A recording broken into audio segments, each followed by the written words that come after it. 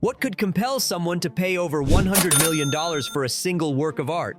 Does a creative work even have an objective value that extreme? Is it sheer wealth and ego that enables such monumental purchases? Or do aesthetic qualities, art historical importance, and technical mastery truly justify the record-shattering sums offered up for the rarest masterpieces? The handful of paintings, sculptures, and other works that have sold in the nine-figure range do tend to share some common traits. Scarcity and supply play a huge role. When dealing with long-dead artists, few works are ever discovered in newly restorable condition.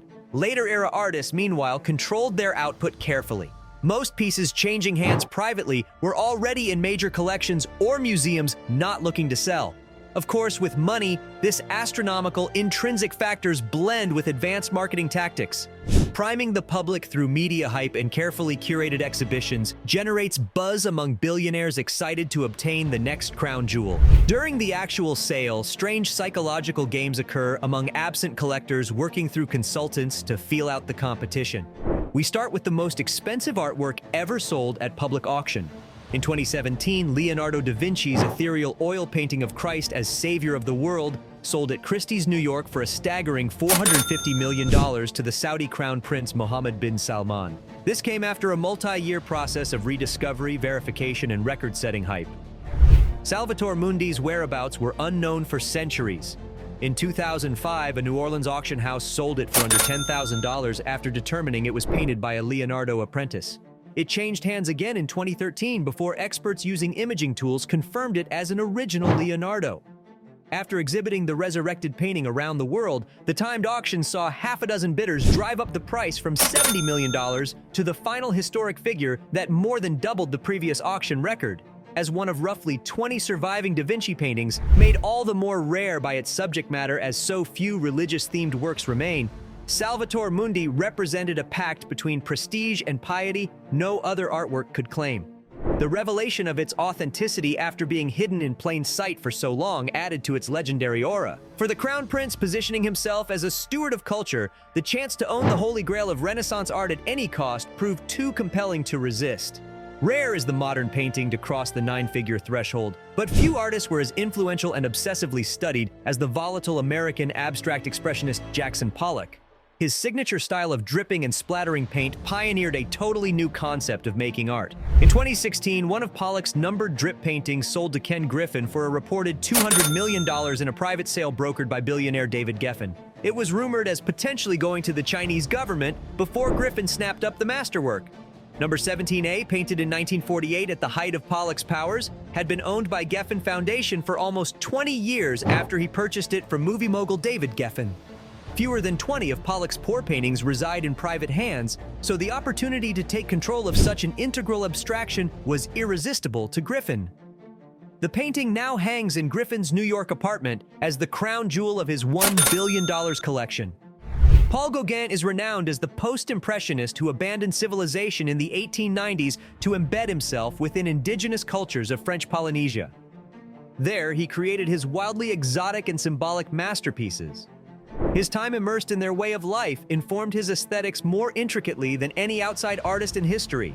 In September 2015, his 1892 painting, Nafia Fa'a Ipoipo, When Will You Marry, sold for nearly $300 million to the State Cultural Center in Qatar. It shattered the amount paid for any other work sold privately up to 2015. The painting had resided in Switzerland, having been passed down through the same family since it was painted. Gauguin created Nafia Fa'a Ipoipo during his first epic stay in Tahiti, and its imagery reflects deeper mysteries of traditional Polynesian society not graspable by outsiders. Gauguin uses it as a meditation on paradise, gained and lost. The title hints at the woman's unasked question to the spirit projected by the stone idol behind her. As European collectors jockeyed through intermediaries to woo the family head, value estimates mounted to delirious levels. Yet no price for a singular masterpiece encompassing so much artistic and anthropological importance could possibly deter the construction billionaires of the ascendant global superpower of Qatar. Mark Rothko helped define abstract expressionism along with Pollock before developing his trademark massive color field paintings. These blocks of diaphanous rectangles both soothe and unnerve viewers attuned to their uneasy balance. In 2014, Rothko's number 6, also called Violet, Green, and Red, from 1951, smashed financial records when it sold for $186 million at a Sotheby's New York auction. The buyer was Russian billionaire and oligarch Dmitry Rybolovlev as part of his jaw-dropping fine art spending spree on pivotally important modern works in the years surrounding the sale. Number 6 had remained with Rothko's family since being locked away in storage directly following its completion in 1951. The family foundation chose specifically to place this with Sotheby's to set up a public sales record that would raise the valuation of the other works remaining in their collection. The gambit proved fantastically successful. In the end, Rybolovlev was compelled to pay nearly record sums for seminal abstract expressionist and pop art in order to raise the profile of his personal museum to rival state-run collections. He did later learn that much of his buying spree came at the advice of an unreliable and compromised art broker. But Rybolovlev's belief in Rothko's cultural significance was genuine. Number 6 now anchors his whole collection from his luxury yacht as it sails global waters. The Italian modernist painter and sculptor Amedeo Modigliani created timeless portraits influenced by African tribal masks, along with striking nudes imbued with 20s Parisian sensuality. While not breaking overall records, his 1917 painting Reclining Nude makes the list by setting a new high bar for works by the artist when it sold to a Chinese billionaire in 2015 for $170 million. The painting's recent history held great appeal for collectors. It was originally bought from Modigliani's first-ever Paris solo exhibition in 1917 by a Hungarian aristocrat to save the destitute artist and his Jewish art dealer from scandalous charges by Paris police offended by nude works. It eventually passed through the hands of other wealthy Europeans, including art dealer and oil magnate Paul Guillaume, before being sold yet again to raise charitable funds. The chained provenance passing through famous dealers and successive well-connected owners gives Reclining Nude a heady pedigree indeed.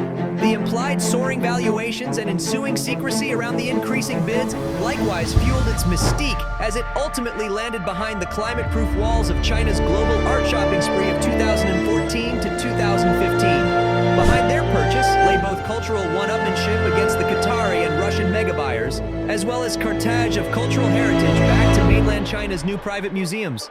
Even though these record-breaking art deals might seem excessive or frivolous, the reality is that a small number of exceptionally important and well-crafted artworks have become status symbols at the intersection of high society art collecting, greed, and rivalry between wealthy groups. Despite astronomical prices driven by ego, the most valuable artworks have enduring cultural impact that persists long after their owners and current market trends pass.